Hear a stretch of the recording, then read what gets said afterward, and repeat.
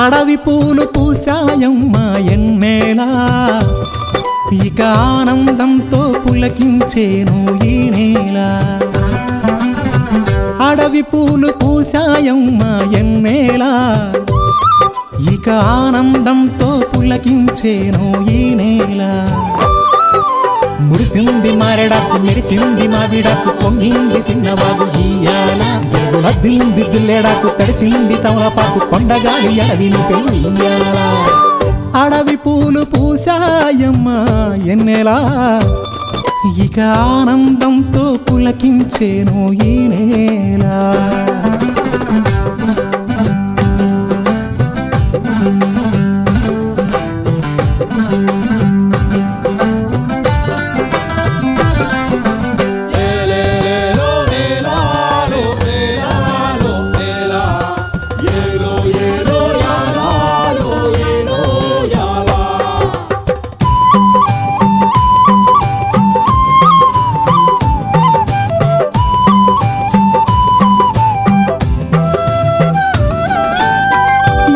సిన్ని సిన్నాసలున్నాయి, ఎన్నో ఊసులు పంచుకున్నాయి, కలిసే తోడుగా బతికేలా. గువ్వలు గూడు కట్టుకున్నాయి, గుండెల్లో ప్రేమ నింపుకున్నాయి, కాలం కలిసే రావాలా. ఈ అడవే మా ఊరు, కారడవే కన్నూరు, ఈ చెట్టు సేమలు మాకు చుట్టాలే. మాకున్న కట్టాలు తీరుత్తది అమ్మోరు, మా పిల్ల జల్ల సల్లగా నూరేళ్ళు ఉండేళ్ళు దీయించు తల్లి. మేరు మిలమిల సెలయేటి గలగల సిన్నారి నవ్వున నిలవాల.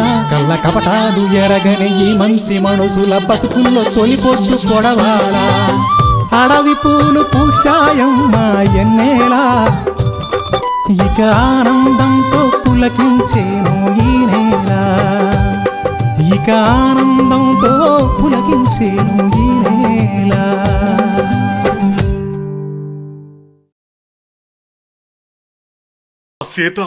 ఆ సీత మన బిడ్డని అనాథ ఎదవా అంటుంటే నాకు గుండె సిక్కబట్టుకున్నట్టుగా అయింది.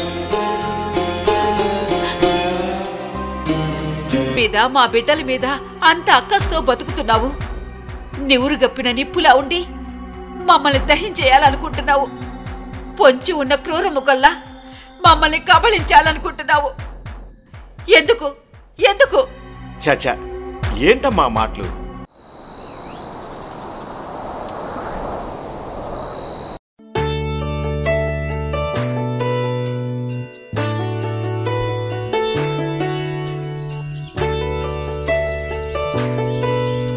నీలు, మా లచ్చన్న ఎప్పుడొస్తాడో తెలిసిందా?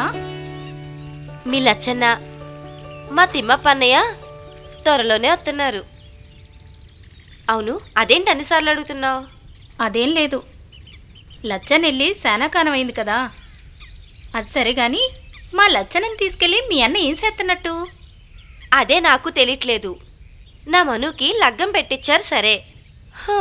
ఇక నా మనుకు రమ్మని పిలవడానికి ఎక్కడెక్కడో ఉన్న మా అమ్మ బంధువుల్ని అయ్య బంధువుల్ని కలుసుకోవాలని వెళ్ళారు. అయినా కమలి, మను అనేది ఇద్దరు చేసుకునేది, దానికి ఇంతమంది పెద్దలు పిల్లలు అవసరమంటావా? అవసరమే. ఎందుకంటే ఇద్దరు మనుషులు కలిసి జీవితాంతం అంటే నిండు నూరేళ్లు కలిసుండాలంటే ఎందరో ఆశీస్సులు కావాలి. వాళ్లలో ఏ ఒక్కరి ఆశీస్సులున్నా చాలు. కాని ఎవరి ఆశీర్వాదంలో ఎంత బలం ఉందో తెలియకే అంతమందిని పిలిచి దీవించమంటారు. ఇక పిల్లలంటావా, వారి చేసే సందడి చూసి తమకు కూడా ఇలాంటి చక్కటి సంతానం కావాలని కోరుకుంటారు. ఆ శుభ సమయంలో ఏదనుకున్నా జరిగి తీరుతుంది. అందుకని అలా అందర్నీ పిలిచి ఆ శుభకార్యం జరిపిస్తారు. నిజమే కమలి, నువ్వు చెప్తున్నది చాలా నిజం. అందరి ఆశీస్సులు మనకు కావాలి. సరే గాని మరి మీ మనవు కూడా లగ్గం పెట్టించేస్తే బాగుండు కదా. లేదు నీలు, నేను లచ్చన్న ముందే అనుకున్నాం. ఇంటికి పెద్దవాడైన బండ మనువు తర్వాతే మా మనువని. అప్పుడు అనుకునేవాళ్ళం, బండని ఇట్టపడే అమ్మాయి దొరుకుతుందా అని. ఒకవేళ ఆ అమ్మాయి ఇట్టపడినా మన బండ ఆ అమ్మాయిని ఒప్పుకుంటాడా అని. కానీ శివంగి రావడంతో అందరి అనుమానాలు తీరిపోయాయి. అంతేకాదు, అందరి ఆశలు చిగురించాయి. కానీ ఆ సీతక్క శివంగి, శివంగి! అబ్బా ఆగమ్మా, అలా పిలుస్తుంటే మూతి తిప్పుకుని వెళ్ళిపోతావేటి? మేము ఏరే పని మీద వెళ్తున్నాము, తర్వాత వచ్చి మాట్లాడతాంలే. శివంగిని మాతో తీసుకెళ్తాం. నువ్వు వెళ్ళి నీ పని చూసుకో. ఏమంటావ్? అది ఇప్పుడు మీతో రాదు, నాతోనే వస్తుంది. నా పనికి అది సాయం చెయ్యాలి. నువ్వు రాయే. అక్క, అక్క, అక్క, ఆగండి. ఎందుకక్క అంత కోపం? ఏదో ఒక ఈడు వాళ్ళం కదా, సరదాగా కాసేపు కవులు చెప్పుకుందామని. అయినా శివంగిని నీతో ఎంతకాలమని తిప్పుకుంటూ కాపలా కాస్తావు? ఎంతకాలమైనా నాతోనే తిప్పుకుంటాను. అయినా కాపలా కాయాల్సిన కర్మ నాకేటి? నా చెల్లెల గురించి నాకు తెలుసు. మీతో చెప్పించుకోవాల్సిన అవసరం నాకేం లేదు. భయపడుతున్నావు అక్క? భయమా? నాకా? మిమ్మల్ని చూసి ఎందుకు భయపడాలి? ఎందుకా? శివంగి మాతో వస్తే నిన్ను కాదని ఎక్కడ నీ గడప దాటి మెట్టిటి గడపెక్కుతుందా అని భయం. నీ అధికారం ఎక్కడ చెల్లదా అని భయం. అంత ధైర్యం దానికి లేదు. అయినా నన్ను వదిలి అది ఏ పని చేయదు. చెయ్యదనే నమ్మకమా, లేక శాతందో లేదో అని చూస్తాననే దర్పమా? అక్క, నీకు తెలుసు, సాటి ఆడదానిగా ఆలోచించు.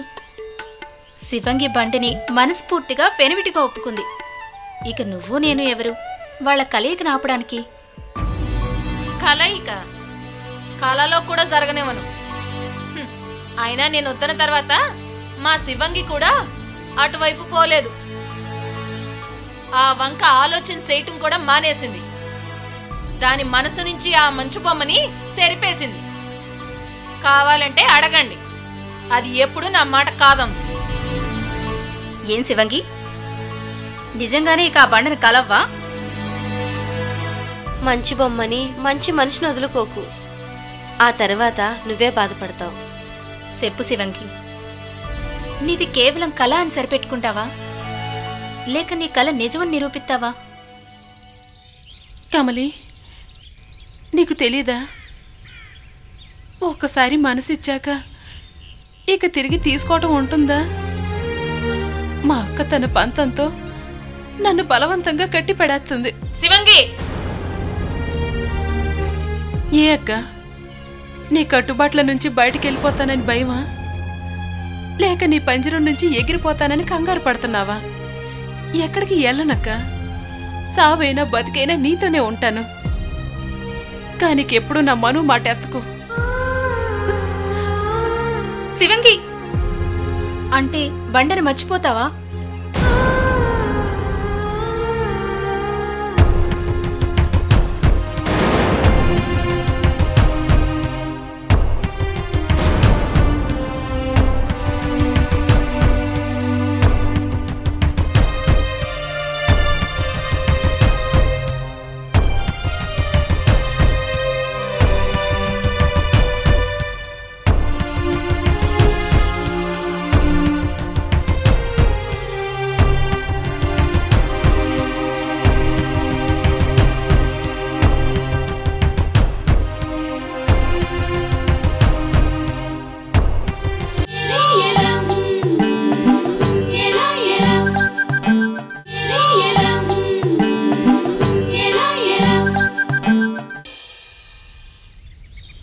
ఎందుకే ఏడుతున్నా?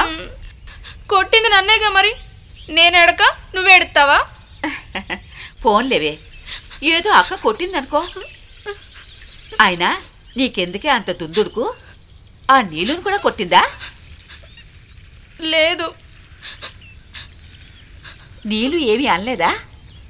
ఆ సీతనేం అనలేదు, నన్నే తిట్టింది. ఏమని తిట్టింది? నీకెందుకు ఆమెతో గొడవ? తర్వాత పెద్దలు ఉన్నారు కదా, వాళ్ళని తీసుకుని వెళ్ళి మాట్లాడదాం కదా అని నన్నే తిట్టి తప్పంతా నాదే అన్నట్టు వెళ్ళిపోయింది.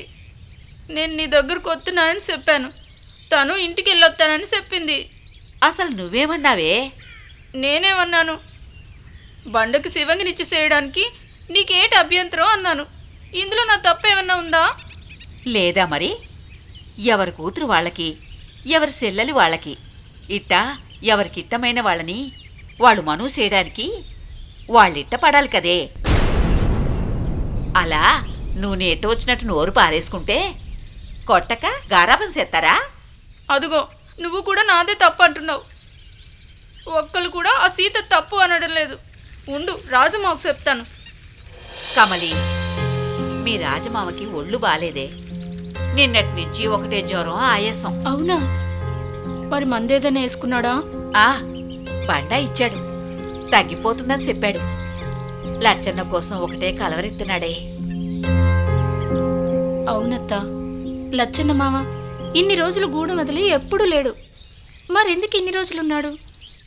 మొన్న రవిబాబు కూడా లచ్చన్న లేకపోవడం వల్ల కొన్ని పళ్ళు ఆగిపోయాయి అన్నాడు. అదే నాకు అర్థం కావడం లేదే.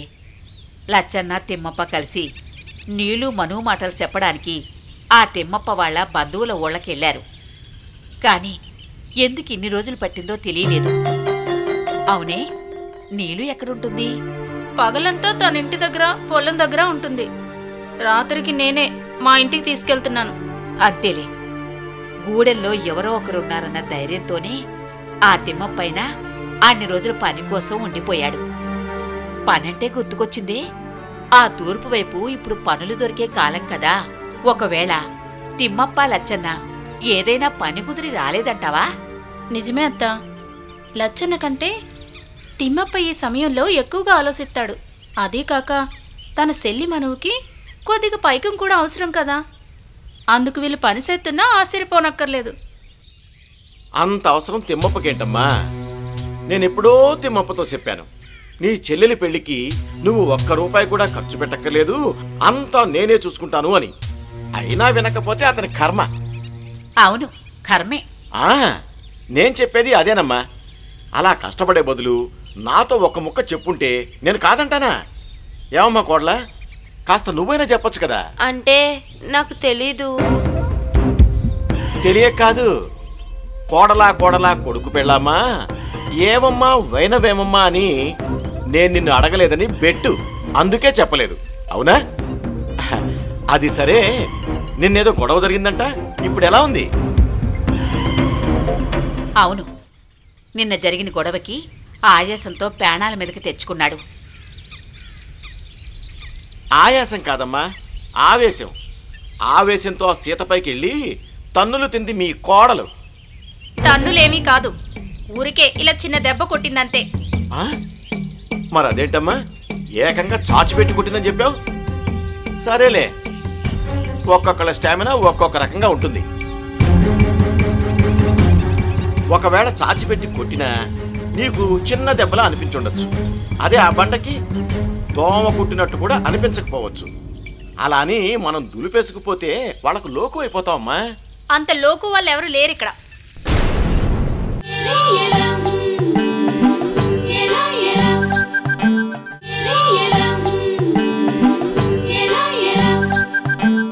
అలా అని మనం దులిపేసుకుపోతే వాళ్ళకు లోకు అయిపోతావమ్మా. అంత లోకు వాళ్ళు ఎవరు లేరు ఇక్కడ. అయినా అది మాకు సంబంధించిన గొడవ. ఇందులో మీకు ఏ సవెత్తు కూడా సంబంధం లేదు. చూడు కమలి, నువ్వు నన్ను ఇంకా పరాయవాళ్లాగా చూస్తున్నట్టున్నావు, మీ సత్యమ్మత్తలాగా.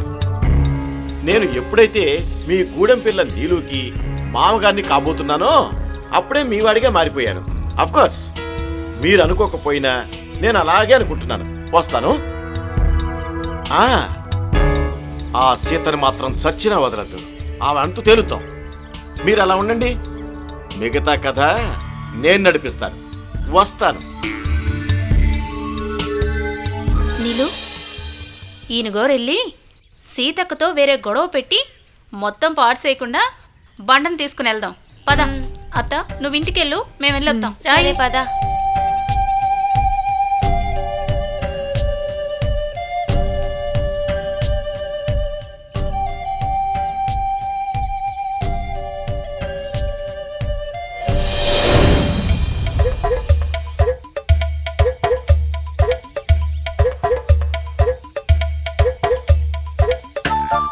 నేను చెప్తున్నాను కదా, నువ్వు ఉండు. సీతక్క, అమ్మ బాబోయ్, సీతక్క. ఆగవి. అమ్మో, నువ్వు రా, చెప్తాను. నేను ఉన్నాను కదా, నువ్వు రా. సీతక్క. అక్క. అమ్మ బాబోయ్. అయ్యో, బండ ఆగు. బండ రా, ఏమవుతుంది? భయపడుతున్నావు? నాలాగా ధైర్యంగా ఉండొచ్చు కదా అని. అదిగో చేతి వస్తుంది. అమ్మో సీతక్క. కమలి వద్దు బండ, మళ్ళీ వద్దాంలే. ఏంటి అందరూ కట్టకట్టుకుని నా ఇంటికి వచ్చారు? ఏ నేను ఇచ్చింది సాలేదా? ఊరుకోక్క, మనలో మనకి ఏముంది చెప్పు. అందుకే ఈ బండను తీసుకొని నేనే వచ్చాను.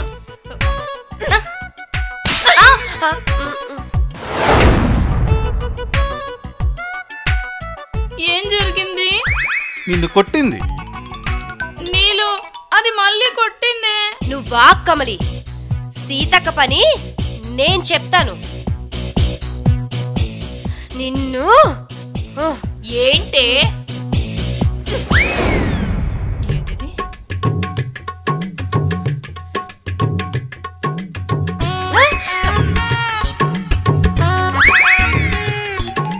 సీతక్క, నేను పోట్లాడడానికి రాలేదు.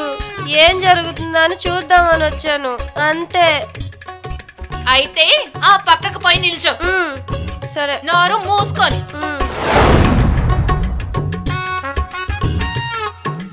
ఏంటి మళ్ళీ వచ్చావు?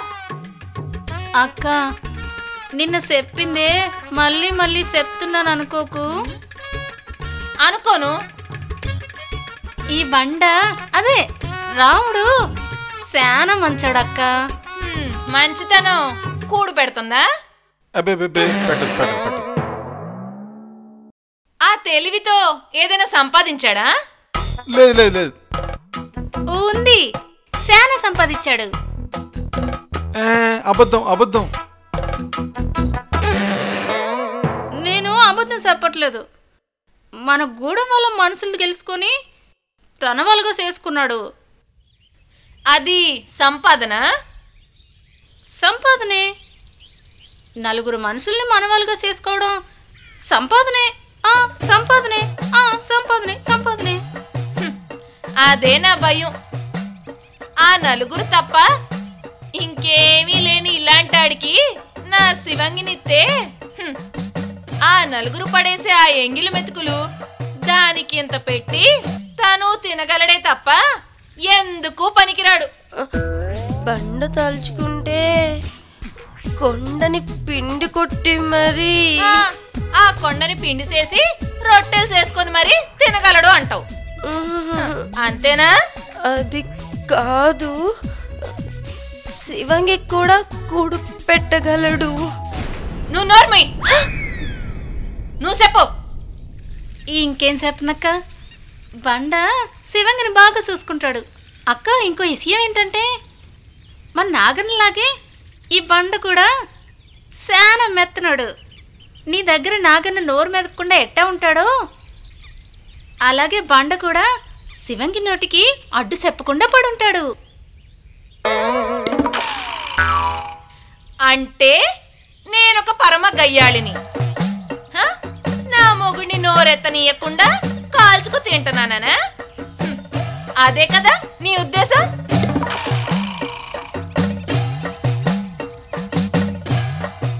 దాని అర్థం అదా?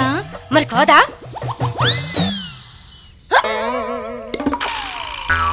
ఇదిగో మళ్ళీ మళ్ళీ చెప్తున్నాను, శివంగి లేకపోతే నేను ఆ కుందేళ్ళ గుట్టకి దుక్కి చచ్చిపోతాను. ఎప్పుడు నాన్నా?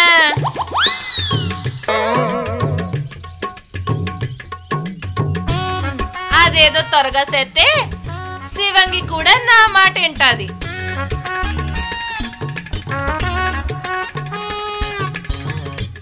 త్వరలోనే మా నర్రిగాడినిచ్చి మనూ చేస్తాం. నరిగాడా? నర్రిగాడా? నర్రిగాడా? అవును, మా మేనమా కొడుకు పట్నంలో ఉంటాడు.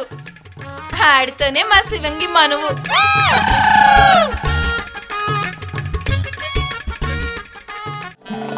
నన్నన్నారే నన్నన్నారే నన్నన్నారే రే తన నన్నన్నారే నన్నన్నారే నన్నన్నారే